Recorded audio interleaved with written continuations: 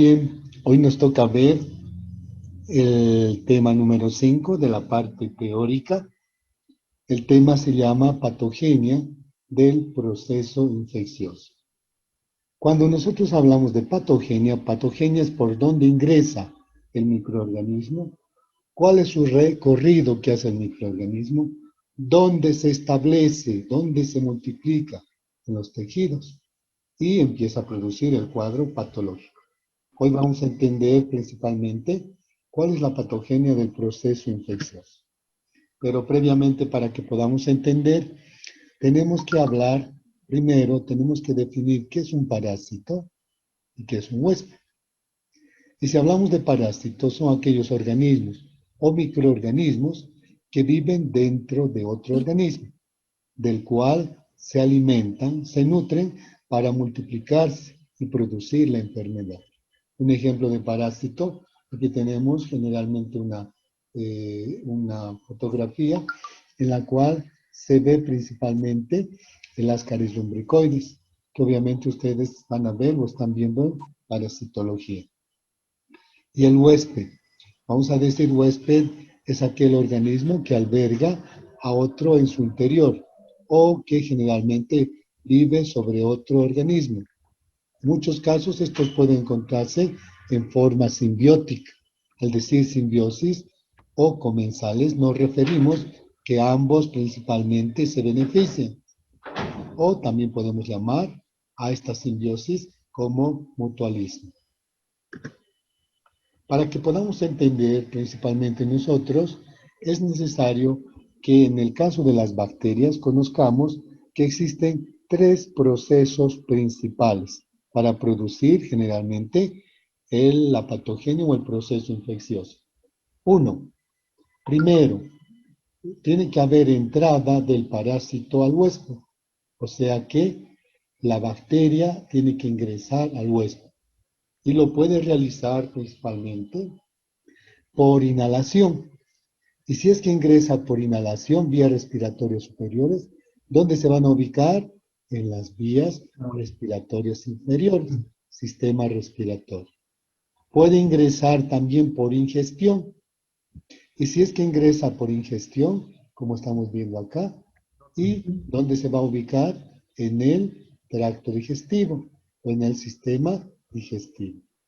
También puede ingresar a través de la piel, por heridas, por abrasiones o a través de picaduras, principalmente de artrópodos, principalmente para producir el cuadro de la enfermedad. O como decimos, también puede hacer a través de las mucosas. Por ejemplo, en el tracto bucal nosotros tenemos por 1 mililitro de saliva entre 40 y 50 billones de microorganismos. Y si la cantidad de carga bacteriana es bastante alta, va a llegar a causar un cuadro de la enfermedad. Pues no se olviden que la entrada del parásito al huésped se puede realizar por tres mecanismos. Una vez que ingresa el parásito al huésped, el segundo mecanismo es establecimiento y multiplicación del microorganismo o de la bacteria. Una vez que ingresa, sus principales vías de diseminación pueden ser por vía sanguínea, por vía linfática, y ¿dónde se ubican? En los tejidos. Por ejemplo, acá, una vez que ingresa a través de la piel, faringe, entonces llevado a nivel de los ganglios linfáticos, torrente sanguíneo.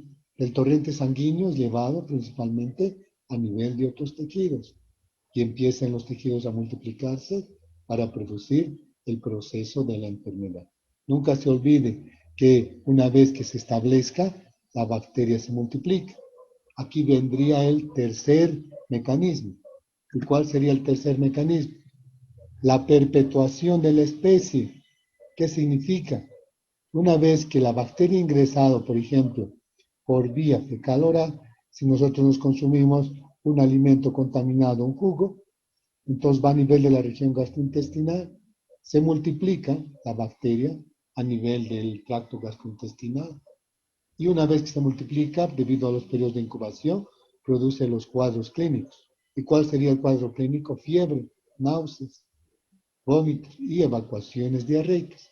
O sea que la bacteria que se multiplica sale a través de estas vías y va a empezar a diseminarse para producir el mecanismo de la transmisión. Por eso, cuando decimos perpetuación de la especie, es para que la especie bacteriana no se extinga. Una vez que sale del huésped, al causar la enfermedad, entonces va a transmitir a otros pacientes. Para que podamos entender mejor, aquí siempre hablamos de bacteria virulenta, menos virulenta, patógena, etc. Tenemos atributos de los microorganismos para causar la enfermedad. Vamos a hablar, por ejemplo, de la patogenicidad. ¿Qué es patogenicidad? Es una definición, es la capacidad que tiene el microorganismo de producir la enfermedad. Por eso decimos bacteria muy patógena, que obviamente produce la enfermedad. Virulencia es el grado de la capacidad que tiene el microorganismo para producir también la enfermedad. Por eso decimos una bacteria es muy patógena y también muy virulenta. Y toxigenicidad. La terminología dice toxigenicidad, capacidad que tiene el microorganismo de producir sustancias tóxicas que van a producir toxicidad en el individuo. Y la invasividad es la capacidad que tienen los microorganismos de invadir y multiplicarse en los tejidos del huésped. Por lo tanto, si una bacteria es muy patógena, muy virulenta, muy toxígena y invasiva, es una superbacteria que obviamente va a llegar a causar, obviamente, la enfermedad. Entonces, para que podamos ver sobre la patogenicidad, virulencia, toxigenicidad, invasividad, primero tenemos que conocer, en el caso de las bacterias, cuáles son los factores de virulencia. Virulencia es la capacidad que tiene la bacteria de producir la enfermedad. Existen factores de virulencia bacteriana. Para que la bacteria produzca la enfermedad, necesariamente tiene muchos componentes. Dentro de ellos vamos a ir citando poco a poco. Por ejemplo, para que la bacteria ingrese, esta es un corte del tracto gastrointestinal. Estas son las células cilíndricas. Esto es principalmente, vamos a decir, los cilios vibrátiles. Entonces, la bacteria, para que ingrese, esta es una bacteria, viene y se adhiere a nivel de la célula, utilizando ¿qué? Los flagelos, los pilis o cilios y el glicocálice. Una vez que se acentúa, la bacteria con estos elementos facultativos ingresa y se adhiere.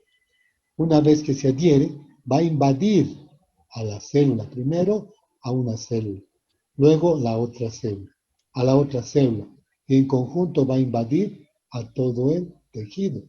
Es decir, está invadiendo a las células y a los tejidos. Una vez que invada tejidos y células, la bacteria empieza a producir componentes intracelulares que los elimina hacia afuera, como las toxinas y como las enzimas. Dentro de las toxinas que producen las bacterias, producen dos tipos de toxinas, las exotoxinas y las endotoxinas. Se llaman exotoxinas aquellas toxinas que son producidas por bacterias gram positivas, y estas son de naturaleza proteica. Cuando estas exotoxinas son producidas por las bacterias, no produce rompimiento de la pared celular y que causan necrosis. En cambio, las endotoxinas son de naturaleza lipopolisacárida, que son producidas solo por bacterias gram negativas. Entonces, para que ésta sea eliminada hacia afuera, tiene que haber rompimiento de la pared celular, lisis de la pared celular. Y ese antígeno y este lipopolisacárido va a actuar como un antígeno O. Que este antígeno llega a causar principalmente la endotoxina. Y esta endotoxina viaja por el flujo sanguíneo. ¿Dónde? Al centro termorregulador del hipotálamo. ¿Y cuál es el mensaje que se va a producir en el paciente? Fiebre. O sea, los causantes de producir los efectos pirógenos en el hombre, las bacterias, generalmente gram negativas, están determinadas por la endotoxina, que es de naturaleza lipopolisacárica. Y las enzimas, ¿qué son las enzimas? Son biocatalizadores que utiliza la bacteria ¿para qué? Para degradar, para destruir. Al degradar, destruir componentes grandes, la bacteria va a poder penetrar con mayor facilidad. Entonces nosotros ahora vamos a ver entre las exotoxinas y las endotoxinas, las enfermedades producidas por las bacterias. Exotoxinas. Dentro de las exotoxinas, que producen obviamente necrosis, tenemos una enfermedad que es la difteria. La difteria es causada por el Corynebacterium dipterico y esta bacteria prolifera en las mucosas superiores. Cuando se multiplica en mayor proporción, la bacteria empieza a producir una toxina, exotoxina, y esa exotoxina es una toxina polipéptida. Esta exotoxina, que es debido a la proliferación de las bacterias en la mucosa superior, entonces, ¿qué va a producir? La inhibición de síntesis proteica. Y al producir la inhibición de síntesis proteica, producen la pseudomembrana, que son estas falsas membranas que recubren todo lo que es el tracto superior. ¿Y qué van a causar en el paciente? Asfixia. Muchas veces, si nosotros queremos sacar estas pseudomembranas, van a producir generalmente un lecho sanguinolento y la toxina es llevada a tejidos mucho más profundos. Todo eso estamos explicando sobre la enfermedad. Cuando nosotros lleguemos a la parte de bacteriología médica, ahí vamos a ver en forma más meticulosa. ¿Sí? Tétanos es una enfermedad causada por el Clostridium tetani que generalmente se caracteriza por qué puede ingresar por material metálico punzante cortante, por un clavo encerrado, etc. La bacteria se multiplica en la parte externa y generalmente debido a las bacterias piógenas, y como es una bacteria aerobia, cuando deja una pus, una forma purulenta. Esa forma purulenta, como hay la espora, está en anaerobiosis, se multiplica, da lugar a las células vegetativas. Y esas células vegetativas viajan por el flujo sanguíneo o transporte axonal retrógrado, donde al sistema nervioso central. ¿Y qué se va a producir en el sistema nervioso central? Inhibición del neurotransmisor, que es la acetilcolina. Y a consecuencia, ¿qué se produce? Cuadros clínicos en el paciente, contracciones neuromusculares. Fíjense a nivel del músculo esternocleidomastoideo. Y se da un cuadro que se llama trismus o risa sardónica, donde el paciente tiene, porque hay una contracción de los músculos masticadores. O sea, que esta tetanoespasmina, cuando viaja por el flujo sanguíneo o transporte axonal retrógrado al sistema nervioso central. Esta tetanoespasmina, que generalmente, ¿qué va a producir? La inhibición de los neurotransmisores, de la acetilcolina, a consecuencia contracción neuromuscular, y produce el trismus o la risa sardónica. Pasamos a la enfermedad de la gangrena gaseosa. La gangrena gaseosa es producida por el Clostridium perfringens. Y esta bacteria se encuentra en los hospitales, en los nosocomios. Generalmente ingresa en tejidos, infectados, en tejidos desvitalizados. Una vez que ingresa la espora, que es del Clostridium perfringens, va a empezar a multiplicarse. Y al multiplicarse, va a producir una exotoxina, que es la alfa-lecitinasa del tipo A. ¿Y qué hace esto? Fíjense, va a producir degradación de hidratos de carbono en los tejidos y empieza a diseminarse, y empieza a matar toda célula viva que ingrese a su paso. Y en ese paso hay formación de gas, hay destrucción de tejido y produce necrosis muscular. Muchas veces, cuando viene un paciente comprometido y ha sido diagnosticado por el cuadro de la necrosis por esta bacteria, cuando nosotros, si compromete el tejido óseo, no queda otro resultado que realizar la amputación. Botulismo es causada por el Clostridium botulinum y prolifera en material enlatado, generalmente material alimentario enlatado. Por alguna razón ha habido una contaminación, por eso tenemos que fijarnos fechas de tiempo de vida útil, que no estén expiradas, que el producto no esté golpeado, abombado. Muchas veces cuando ingresa, la toxina ya se preforma en el alimento. Cuando el paciente ingiere por ingesta, entonces la toxina, que es la toxina botulínica, va hasta el sistema nervioso central y que va a producir también la inhibición de la acetilcolina. La consecuencia que se va a producir va a haber una diplopía, o sea, hay una doble visión a nivel del músculo ocular, generalmente, entonces está produciendo alteraciones. Y también el paciente va a tener dificultad de deglutir y va a producir una alteración que nosotros conocemos disfagia. ¿Qué es la disfagia? Cuando se altera, cuando no va a poder tragar o engullir alimentos. Se va a caracterizar principalmente porque va a tener dificultad. Luego tenemos el envenenamiento alimentario. Y si obtenemos el envenenamiento alimentario, también llamamos al envenenamiento alimentario como envenenamiento estafilocócico, causada por el Staphylococcus aureus. Es cuando el paciente, como por ejemplo cuando nos consumimos una hamburguesa, en este caso, si vamos a consumir un alimento y consumimos aderezos como por ejemplo está en el ketchup, en la mayonesa, pero no en la mostaza, porque la mostaza es ácida. Entonces consumimos y en un tiempo bastante corto, entonces vamos a tener náuseas, vamos a tener fiebre, vamos a tener dolores gastrointestinales y va a haber evacuaciones también diarreicas. Entonces, cuando generalmente, y esta toxina, ¿dónde se va a liberar? En la región gastrointestinal. Por ejemplo, consumimos el alimento y generalmente en la región gastrointestinal se elimina la enterotoxina, por eso se llama enterotoxina, y vamos a tener los cuadros. Por ejemplo, esta enterotoxina va hasta el sistema nervioso periférico.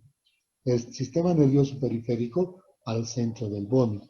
¿Y qué se va a producir? Vómitos en proyectil y en el tracto gastrointestinal se van a producir obviamente las diarreas.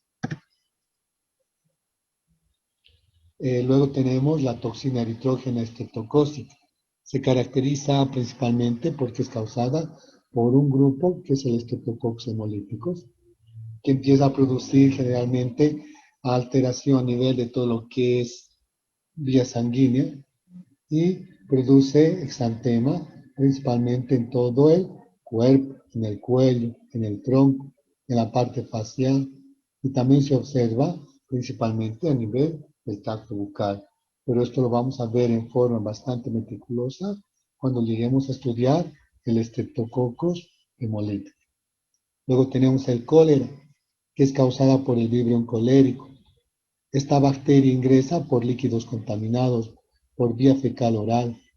Y una vez que la bacteria sobrepasa la acidez gástrica, el peristaltismo intestinal, se localiza en el intestino.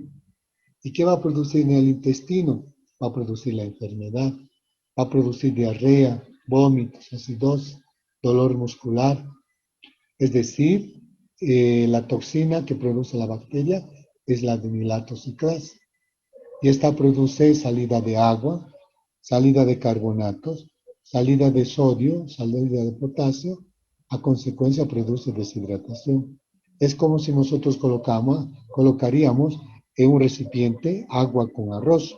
No hay olor y no hay fetidez. Inclusive el paciente tiene calambres porque se está descompensando el potasio. Inclusive el paciente tiene hipovolemia porque se disminuye la cantidad principalmente de volumen de sangre que vamos a ver en su debido tiempo. Y luego tendríamos las endotoxinas. Si hablamos, por ejemplo, de las endotoxinas, se caracterizan porque son producidas solo por bacterias gram negativas. Son de naturaleza lipopolisacárida y esta endotoxina produce el antígeno O. Y ese antígeno O, para que sea liberado, se rompe la pared celular. Vamos a suponer que esta es la pared celular de la bacteria. Existe lisis de la pared celular. Y al producir lisis, sale la endotoxina.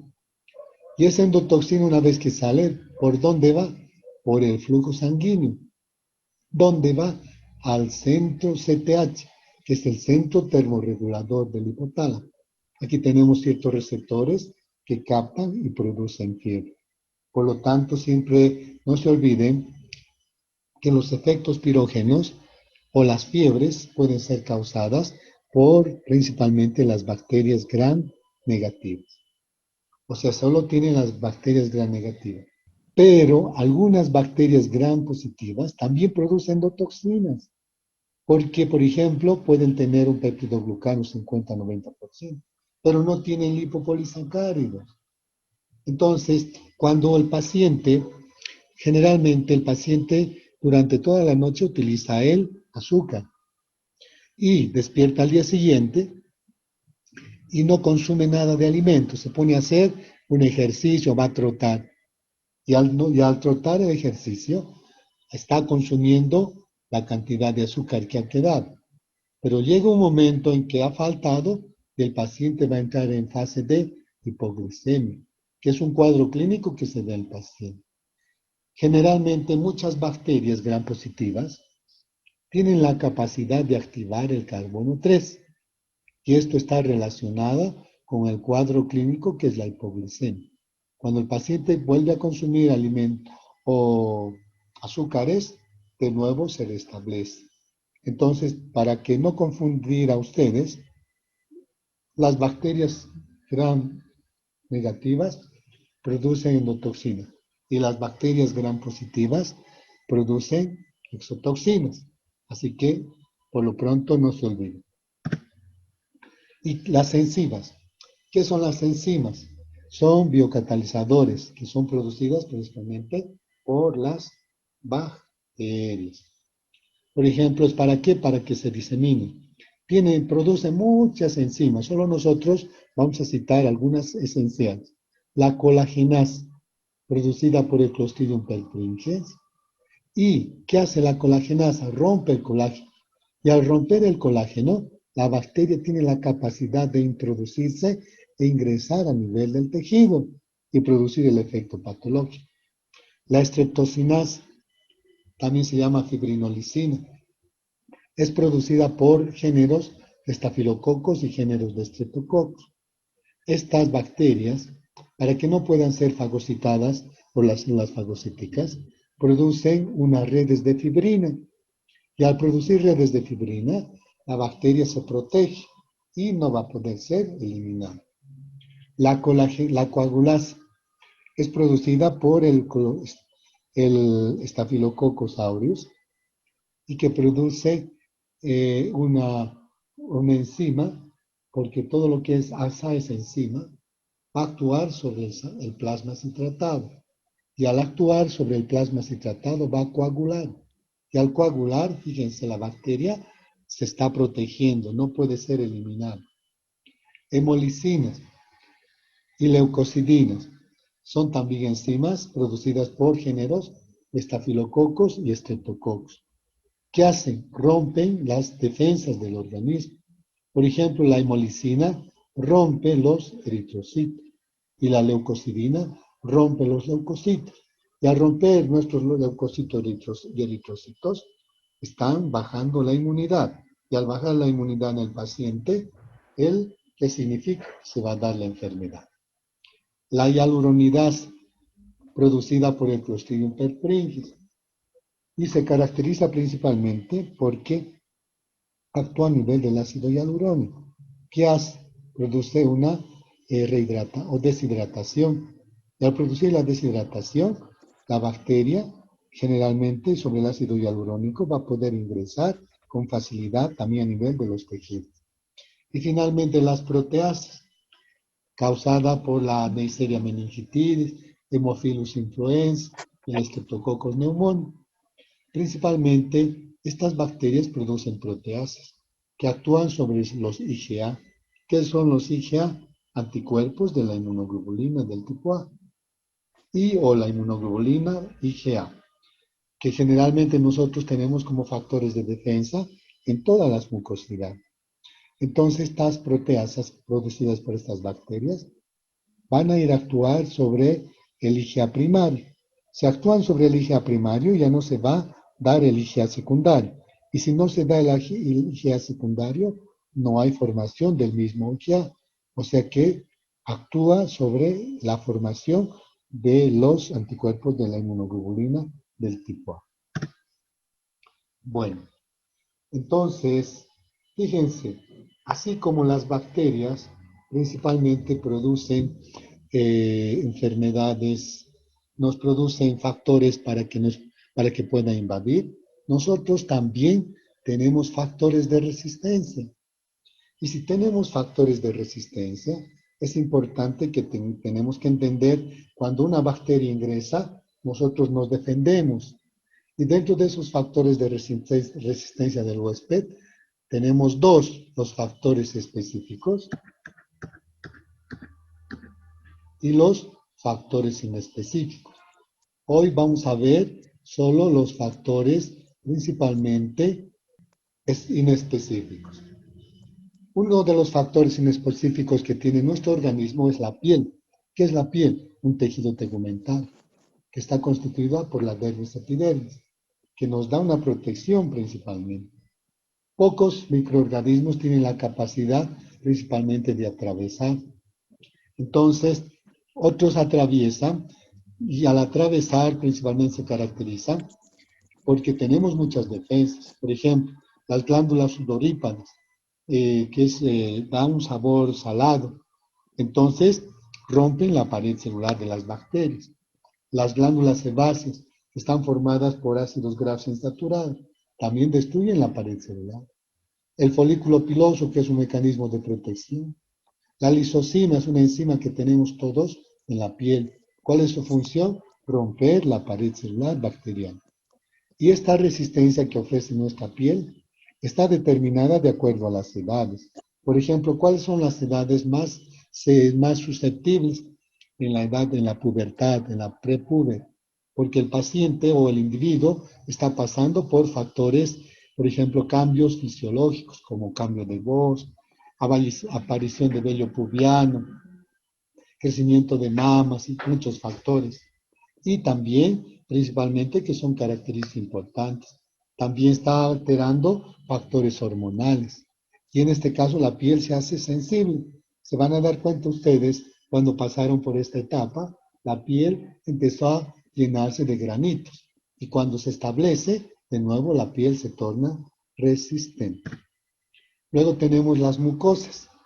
Tenemos a nivel del epitelio respiratorio, generalmente una película de moco que también tenemos la lisocima.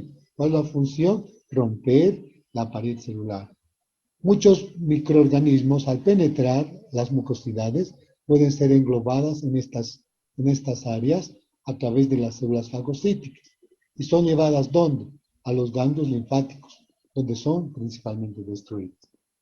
También, si algunas bacterias ingresan las vías respiratorias inferiores, nuestras vías respiratorias inferiores están principalmente libres de bacterias, son estériles.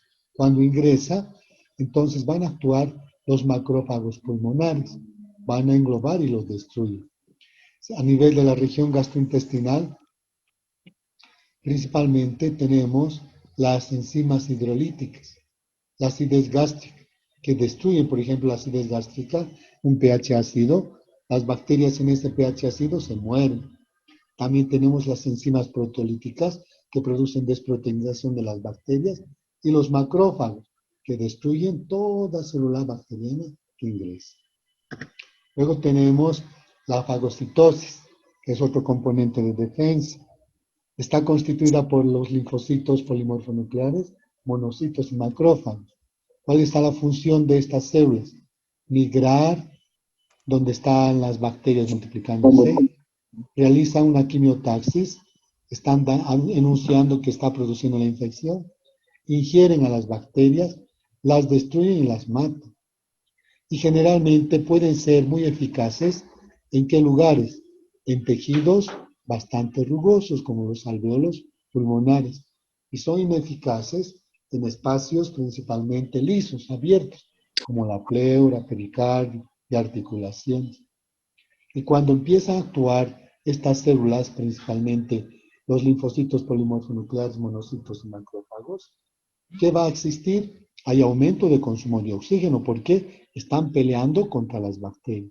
Hay aumento de la glucólisis porque necesitan moléculas altas energéticas de ATP y va a haber obviamente ruptura de los lisosomas. Luego tenemos el sistema retículo endotelial que está constituido principalmente por células mononucleares que tienen la capacidad de captar material que están pasando por la linfa y la sangre, capturan y los digieren. También si pasa el sistema retículo endotelial, finalmente, ¿dónde se establecen las bacterias? En los tejidos. Entonces tenemos constituyentes bioquímicos tisulares. Y al tener estos constituyentes bioquímicos tisulares, porque las bacterias se establecen en los tejidos, entonces están constituidos por polipéptidos. Y nuestros tejidos están formados por la betalicina del suero. ¿Y qué será la betalicina? Betalicina del suero es un mecanismo de defensa. Es por esa causa que esta está en función al estado nutricional. ¿Qué significa? Vamos a decir, mayor estado nutricional o buen estado nutricional, mayor producción de betalicina del suero. Y si hay mayor producción de betalicina del suero, ¿qué significa? Que tenemos buenas defensas. Si el estado nutricional es deficiente, entonces va a haber menor producción de betalicina del suero. ¿Y qué ocurre? Nuestro estado inmunológico es deficiente y vamos a ser bastante susceptibles a la invasión, especialmente de las bacterias. Y finalmente, nosotros tenemos que ver la respuesta inflamatoria. Pero para que veamos la respuesta inflamatoria, una vez que las bacterias pasan, se va a dar los mecanismos de la respuesta inflamatoria, donde va a haber dilatación, va a haber edema, va a haber quimiotaxis, pH se acidifica y va a inducir finalmente a una leucocitosis, con una característica, con alteración generalmente de los macrófagos que se engloban especialmente en el resto de todo el cuerpo. Y vamos a explicar esta respuesta inflamatoria, que obviamente se va a dar como los síntomas clásicos del proceso inflamatorio.